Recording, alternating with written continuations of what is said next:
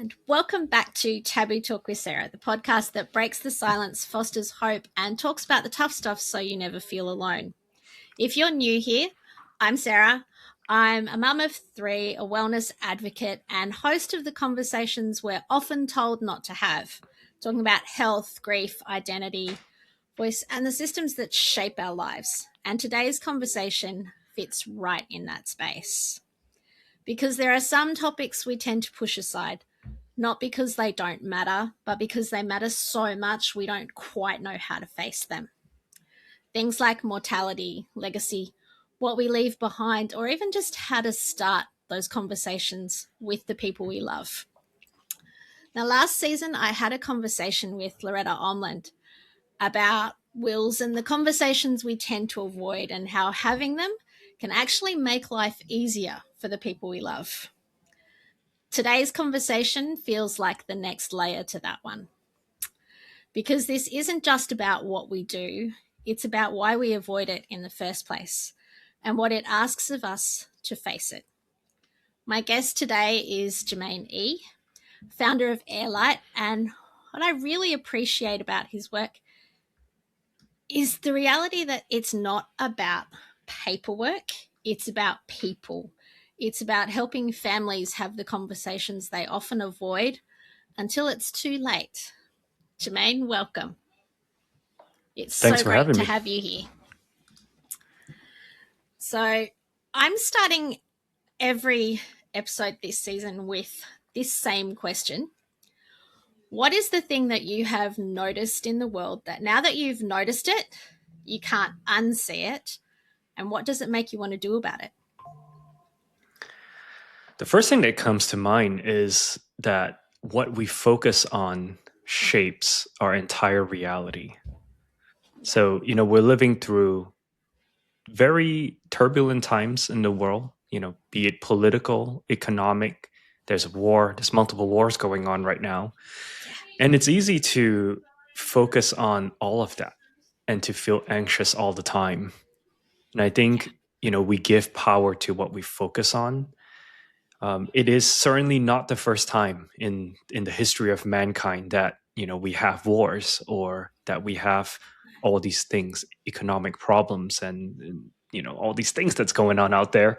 It tends the to fact happen that in cycles.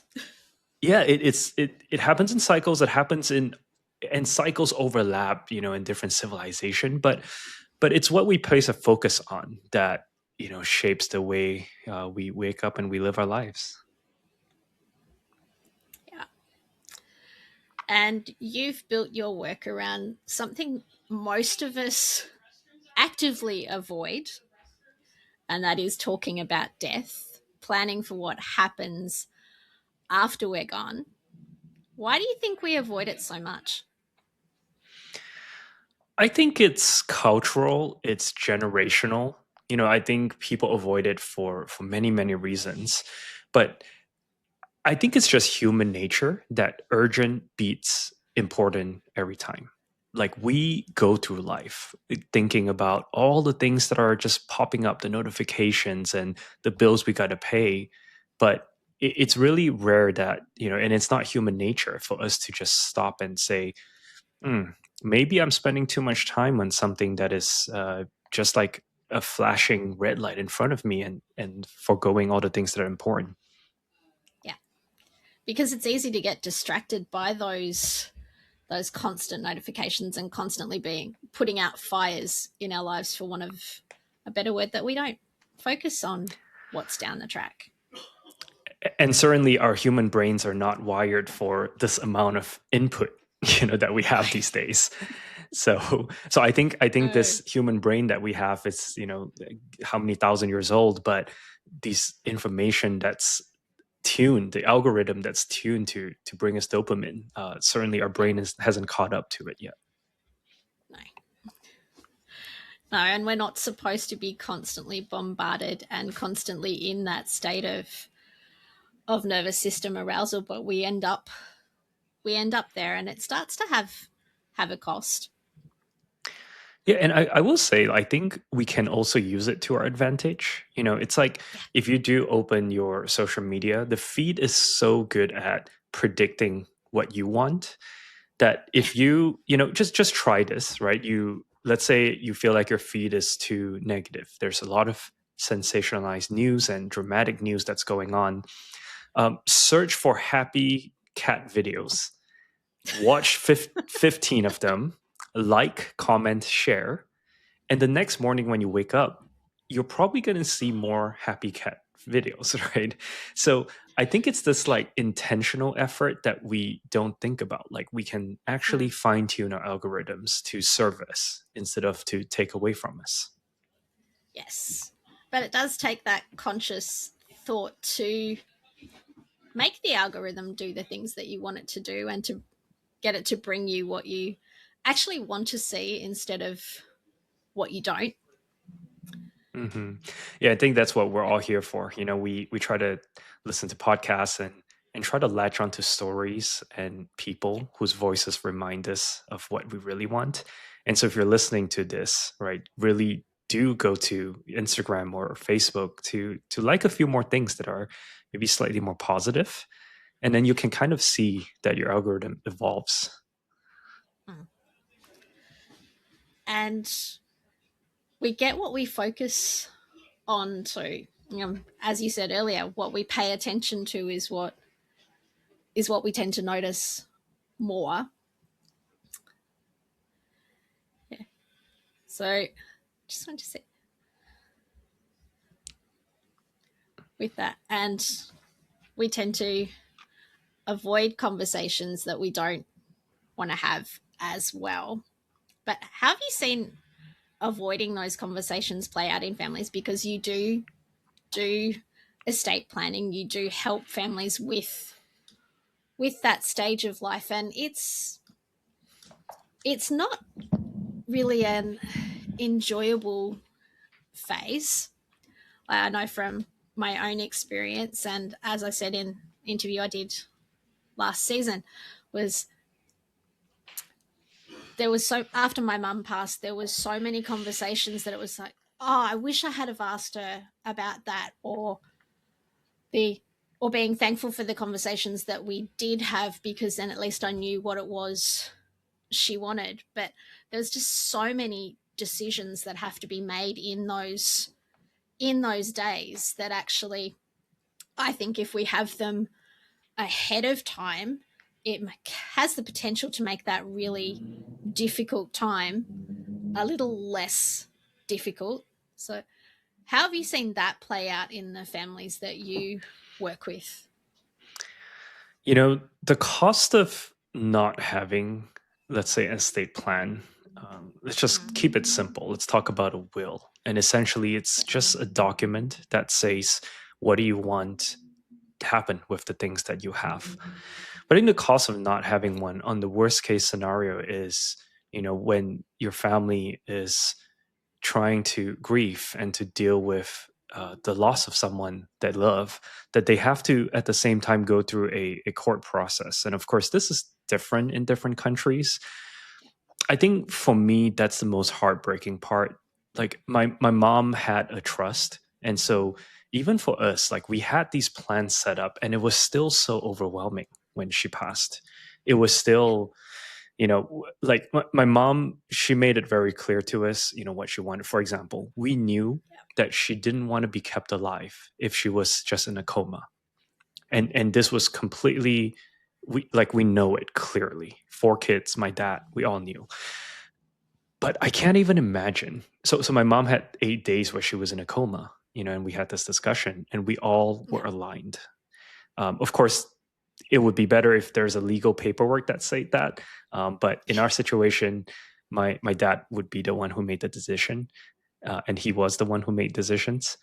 But I think, I think of this story. There was this actress in Florida who got into a accident and was in a coma. And for 6 years, her husband fought her parents on whether or not to keep her alive, hooked up to the machine. And her husband knew what she wanted, but they didn't make any documents, right? They didn't have it notarized or have a witness. And so the parents, I just feel for them, right? I just have so much empathy for them going through this process of thinking we want to do what we think is best, not knowing that their daughter had already discussed with her husband. And I think it's these things that, can be avoided fairly easily with the Yeah. tools and the apps like mine and the lawyers out there. The resources and tools are available, but I think it's just a difficult conversation for most people. Yeah. I suppose it's one of those things that we don't really want to think about. I think But it's then there comes a time for most of us when we have to. yeah. It's one of those things where it's not top of mind, it's not urgent until it is.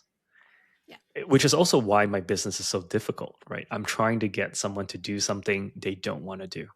I'm trying to I'm trying to say in the middle of a Tuesday where you have emails filling into your phone and you got to drop off the kids and you got to pay your bills and do all these things, I'm trying to stop them at their tracks and say, "Hey, this is important." And the answer that most people say, or at least 70% of Americans who don't have an estate plan, the most common reason is, I'll do it another time.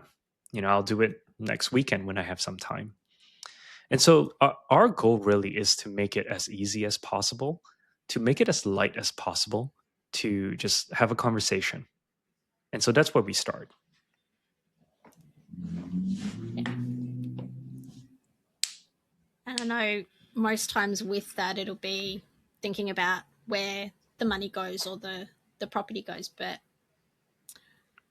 there's there's more to it than that, but it doesn't have to be all that complicated. You can make it easy. And legacy feels like something much bigger just than the money. It's also what we leave behind that outlives us, what we live that outlives us. Or at least that's what legacy means to me. What does legacy mean to you now, especially in light of the work that you do? Because maybe if people start thinking more about that, it would make your job a little bit easier. I have a very complicated relationship with legacy. On the one hand, you know, legacy to me is what people say behind your backs when you're not in the room, right? Yeah. That's like an ongoing living legacy. You can call it a reputation, you can call it your trustworthiness, or uh, but since losing my mom 7 months ago, I have a whole different perspective about legacy. In some ways, yes, we should do work that's important. Yes, we should help others if we can. Yes, we should take care of those in our community, our family. But at the same time, life is so fickle, right? It's like if we put so much emphasis on what is to come, the opinions, because in some ways you only have legacy if there is an opinion of you from Yeah. another person, right? But I would say I want to spend less time thinking about the opinion of who knows who, the day, their opinion. And I want to spend more time on just this little close circle that I have with the people that I love, and doing things that brings a little bit of joy to our lives. And if we can lift other people up along the way, that's great. And that's why, I'm building an app that helps people do that. But my relationship with the word legacy has completely shifted in the past few weeks. What I realize is Yeah. that in one generation and two generations, nobody would know my mother's name, even my kids or my grandkids. So who am I to think that I am so important, to leave something of a legacy behind? Mm. No, for me, it's not so much. Like it's 12 years now since I lost my mum, and it's still very, very raw for you. But I know it's not the material things so much as the memories of who she was and what she gave, and how those lessons can live on in in my children, who unfortunately two of mine never got to meet their grandmother, but they still know things about her. They know the stories. But I suppose I read once that those that we have lost are never truly gone until we forget them. But as you said, a couple of generations down the road, there's not going to be as many people who remember.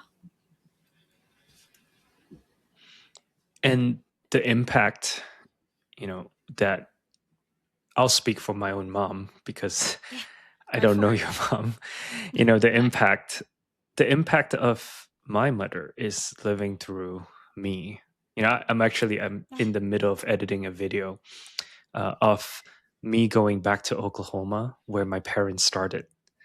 So because I'm building HeirLight, and the way HeirLight came about is I started spending more time with my mom, and I realized I know a lot about her today, but I didn't know a lot about who she was before she was my mother. And I Yeah. wanted to find out more. And it's never a convenient time to have these conversations. So I built a little chatbot to talk to her and to ask her questions, simple questions such as, "Who were you before you were my mom? What were your hobbies? What was something that you were obsessed about when you were 18 years old? Yeah. Things that just kind of predate me."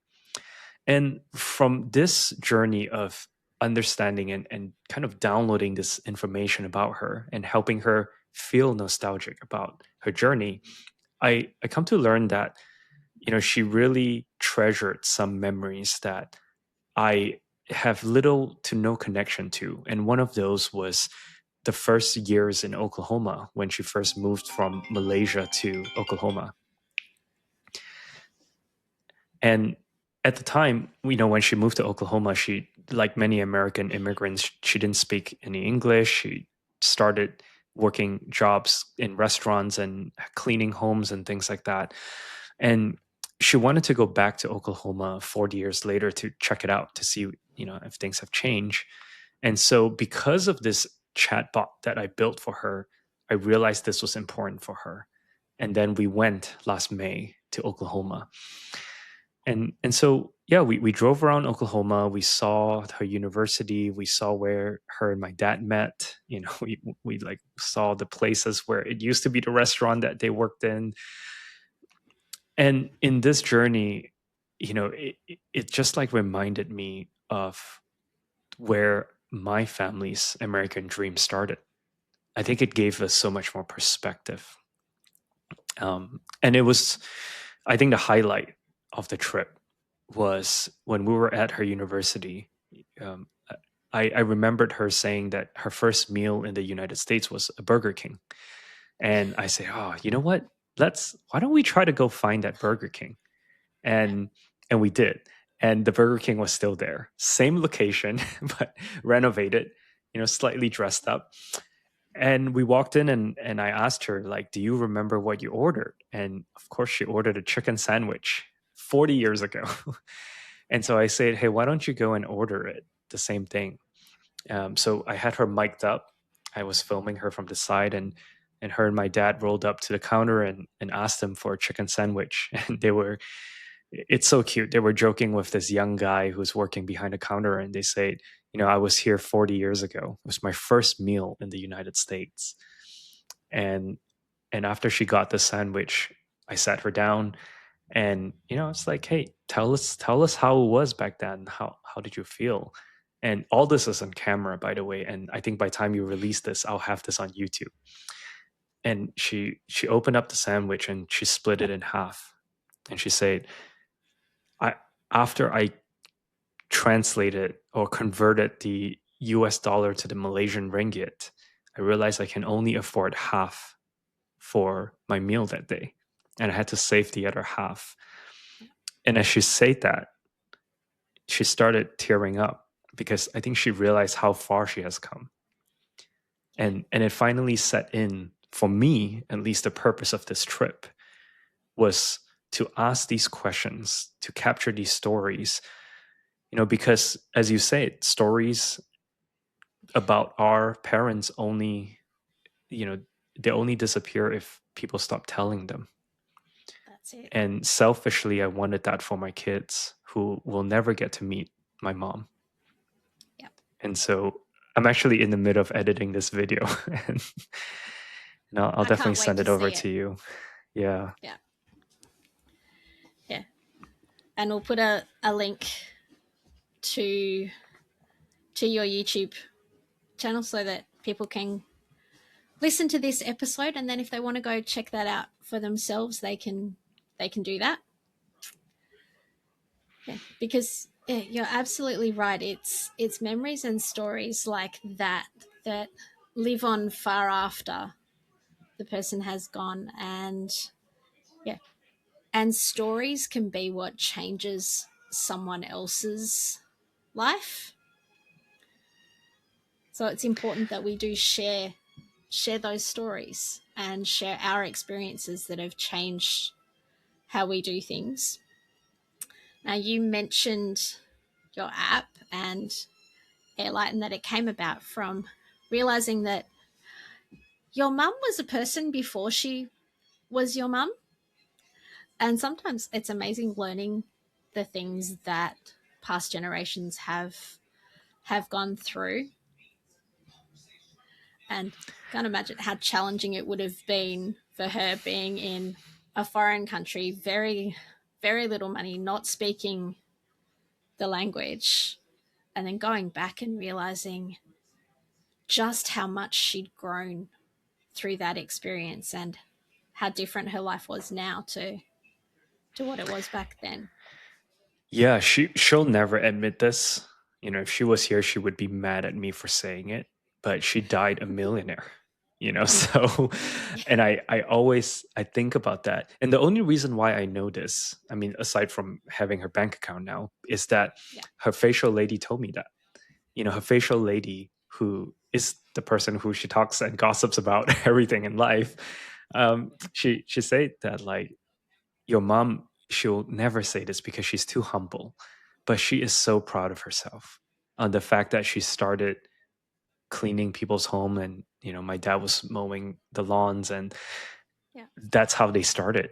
And the fact that they made it just within the 40 years that their son is making money by talking on podcasts and building apps instead of having to do what they did. Yeah. It's that was the ultimate prize for them. And Yeah. I think for me, though, I know we talk about HeirLight a little bit, my app, but Yeah.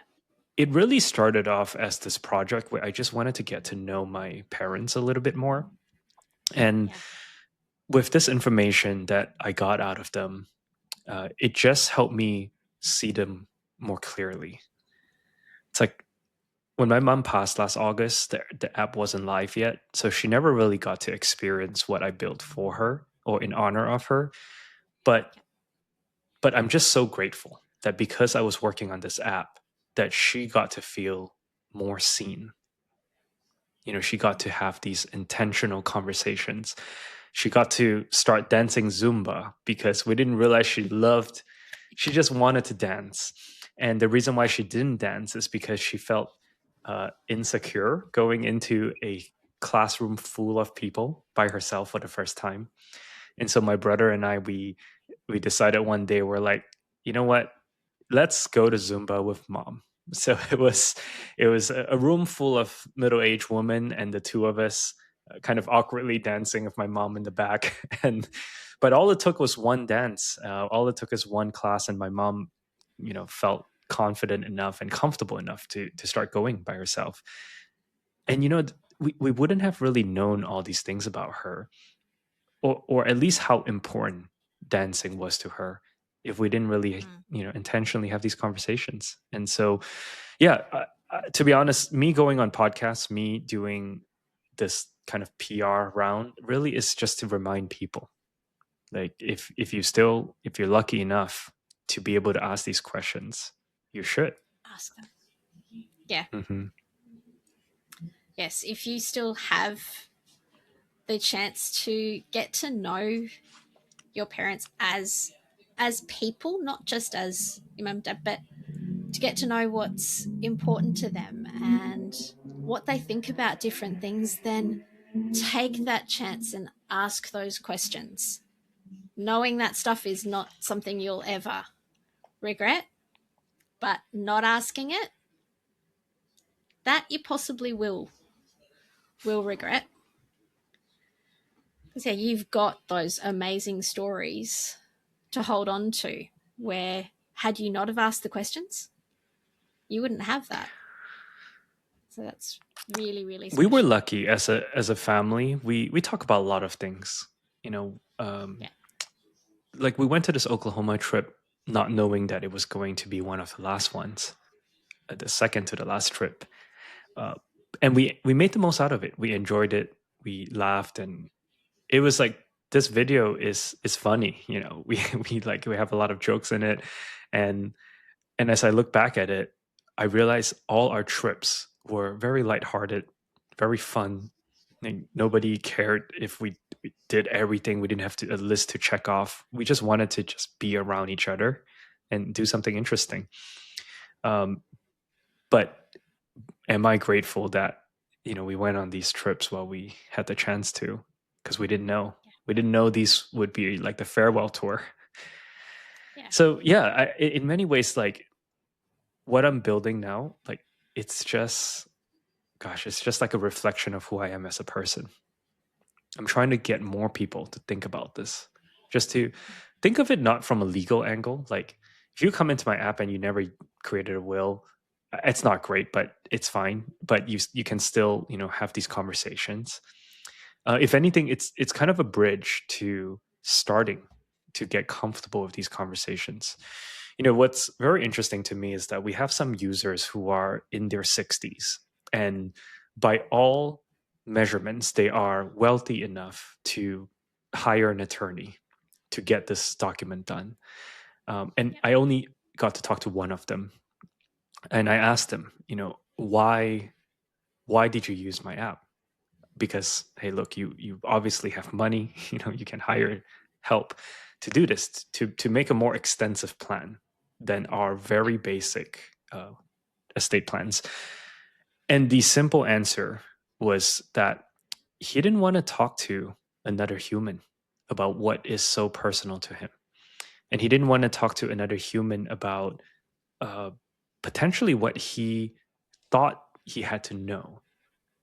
It's like this ego thing where when I'm 60, I should know what an executor is, I should know what a living will is, and all this preconceived notions of what you should know.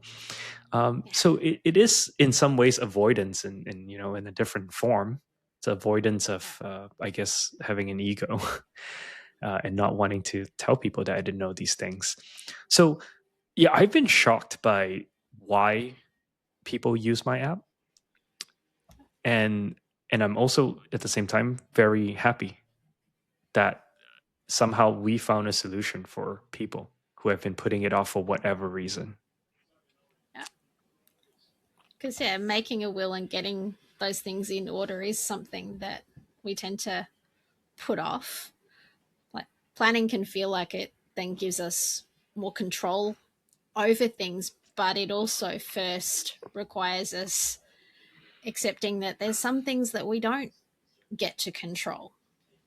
So we never know when the last trip's going to be the last trip, or what's going to happen tomorrow.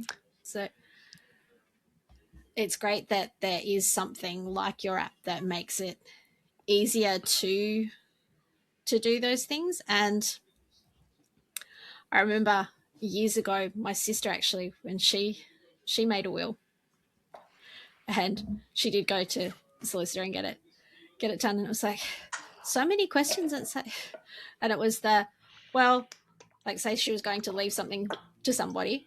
It's like, but what if they go before you do? It was like, she said, like she was half joking at the time, but she walked out of that and said it felt like everybody she knew was, and it was quite confronting and uncomfortable. So It I is. guess, It yeah, and if you really sit down with a lawyer, you get even deeper questions of like, Yeah. What if you had a child out of wedlock that you didn't know about who was biological? And, it's like Oh you can God. go deep into this process. Yeah. And that is a real question that my attorney asked me for my for my own. So as I And think I'm good at asking questions that nobody else asks, but I think I'd have trouble with some of those too. and it's some of it is a moral question too, right? It's like Mm, the example I gave you. What if yeah. I passed and I have two kids, but then a third one appeared that I didn't know about? You know, Yeah. but it's provable that the genetics are mine. What happens Yeah. then? So there's certainly a lot of situations where an attorney, a solicitor, can come in and be very helpful in this conversation. But Yeah. I think where I am trying to meet people is that first step. It's the 0 to 1. It's the I know I need to have this done, but for one reason or another, I keep putting it off. Let me try to be the most frictionless way to get Yeah. started. I have at this point referred between 20 to 25 of my users to attorneys. I don't want to become an attorney referral platform, even though that would be fairly lucrative. But I just really want to focus on the folks who look like my mom. Folks who, especially women, who worked hard all their life, save money to take care of the people that they love, but in the back of their mind, having this assumption that estate planning isn't for them because it's complicated, it's expensive, and that it's just not for them. And I want to address people who thought like that, like my mom thought. And I want to just give them a tool that maybe it's easy. So we are building out like Mandarin support, Vietnamese support, Spanish support. There's a little bit of like legal issues there that we're working through, but at the end of the day, I think the people that need this the most will end up being the people who actually don't speak English as their first language, or move to a country that is not their first and feels like they're outside of the system a little bit. And I relate so deeply to that feeling that my mom has that it's top of mind in terms of how we build our product. And as it should be, it's getting to those people that need help to get the ball rolling and wouldn't otherwise go and do that. Because is a confronting thing, or the do I really have to? Do I need to? I don't have that much, or isn't it just simple and straightforward and it'll all go where it's supposed to? So how do you, apart from with your app, so I'd love to go into a bit more detail of what it actually does, but how do you help people face that reality and realize it doesn't have to be that difficult, confronting, challenging thing, but it can actually be quite simple and straightforward? I think starting small is the goal. If you think about the tagline of our company is clarity is love in practical form. That's beautiful. We want to help people feel more grounded. We want to help people feel like they know where they are today. Because, how could you possibly know what is enough if you don't know where your starting point is? And Yeah. so a big part of our goal, beyond the legal documents is just to help people put what they have together, see it in an inventory, inside our app and on the computer screen. And I get this feeling. In fact, if you're watching this on video, these are my 5 journals. And I'm just holding up 5 books here of the Yeah. last 5 years since COVID. And Yeah. what I realized, this is like a practice that I have, which is I like to write down, how do I feel right now? What's frustrating me right now? What am I looking forward to right now? Just to kind of get a sanity check of life. And it's the same for financial accounts, people, things. When you see your life organized, it is this very grounding feeling. at least you confront the truth of where you are. And whatever comes tomorrow, at least you know your starting point. So I like to think of the estate planning process that way. It's all about the clarity. It's all about helping people feel more in control of at least what they have, because everything is so uncertain these days. So at least be certain in your own home with your own things. I think so often like people who've moved around a lot or have had that instability or have moved countries, sometimes we don't even know exactly what it is we do have until we actually sit down and think about it. I know after my mum passed, I ended up with a whole lot more stuff in my house than I had I'm go before. And I know at one stage I went through and cleaned out things because like I really don't need three of that. I'm going through this right now. So Yeah. so Yeah. I am sitting right now as we're recording this in my mom's desk in our office. Yeah. So I am just looking at everything and cleaning out her stuff. Um, and we're taking turns because there's four siblings. But Yeah. one thing that I realized with my mom, and I think this is a very relatable feeling, which is she is a saver. She I gifted her a bottle of lotion that is very expensive, and she was rationing She it. She never was opened just it.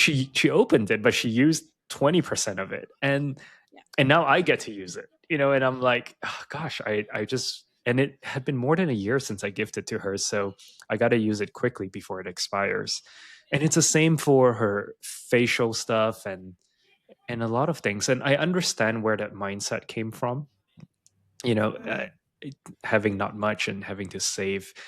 But I wish I don't have a lot of regrets. But if I had one, I would start earlier to try to help her enjoy more of her life Yeah. if I can, because I just feel like she worked so hard and she didn't really get to enjoy it. And I mean I get to enjoy it now, Yeah.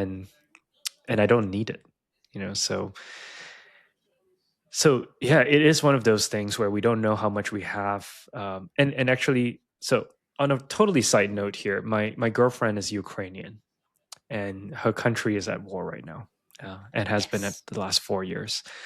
I remember the first time I went to Kiev during the war, and I mean the war's still going. I went to Kiev the first time in 2023. I asked her, like, do people wear expensive jewelry and dress up so nicely all the time?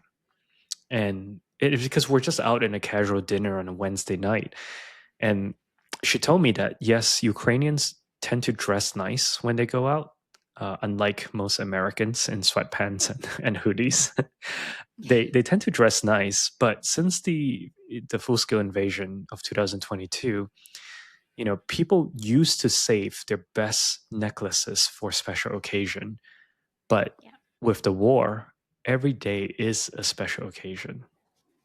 You Yeah. just never know. And it is so real to them. And it really shifted the way I thought of the things that I have. I too save a nice t-shirt for special occasion. But now I'm just gonna wear it. And if I really love it, I'll Every get day is a another one. special occasion. It truly is, but it's hard to remember that. Yeah. That's I will admit that's one of the lessons I'm grateful to my mum for. She had ovarian cancer, so she was sick for a long time. And growing up, we'd had this particular dinner set that was the Christmas dinner set. When she got sick, she said, I've got all of these beautiful things and I never use them. They're just sitting in the cupboard gathering dust, and that's not what they were made for. So the Christmas dinner set became the everyday dinner set, or the favorite perfume that had been saved again for special occasions was no, that gets sprayed every day if I feel like it. Granted, she couldn't always wear perfume because she was a bit sensitive to it, but it was yeah.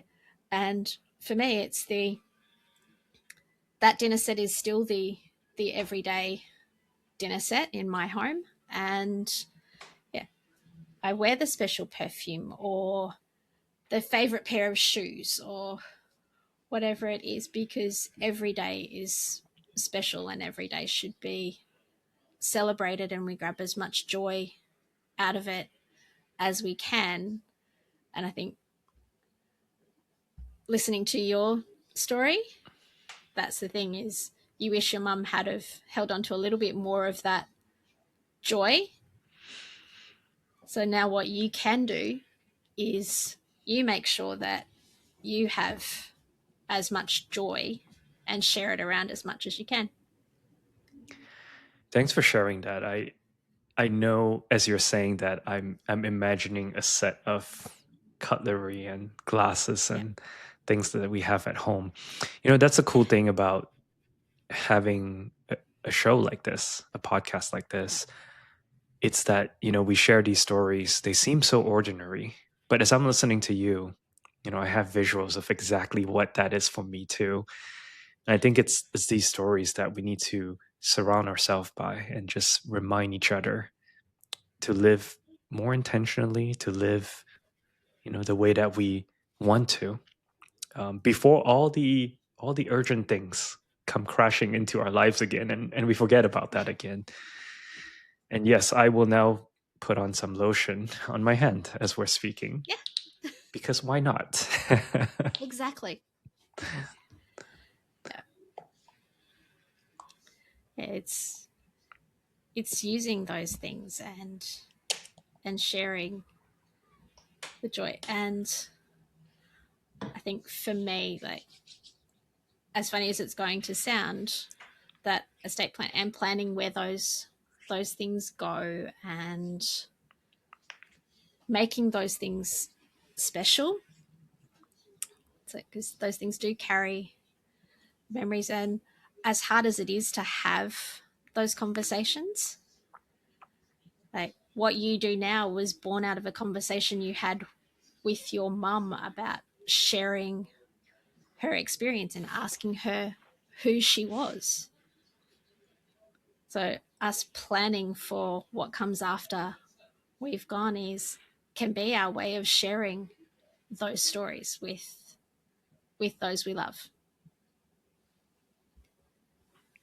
Yeah.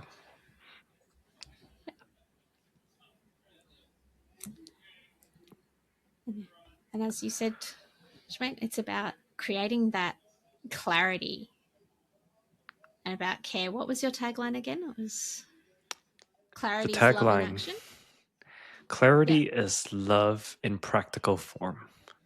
yeah.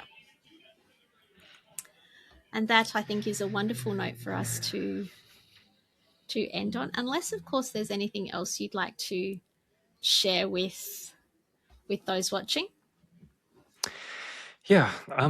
You know, this in this world that we're living through right now, we have so much. We just have things, digital things. For example, all the accounts that we have, you know, it's pretty messy, even for someone like me who's like a kind of a digital structure kind of thing. Yeah, it's pretty messy. I would say, you know, sometimes when I think about this, I thought my mom gave me a gift that she had put all her passwords into one Apple doc on her phone. It's not the most secure, but she gave me a gift. And I just think about that often, that, like, you know, if I didn't have that, I would have to dig through all of her things. And so, you know, sometimes we think if it's not for ourselves, it's definitely for the people we love, to Yeah. just give them a little bit less of the mess to handle in the future. Yes. Actually, I thought Take of a few this here. decisions away. Yeah, many decisions away and many digging through documents and emails.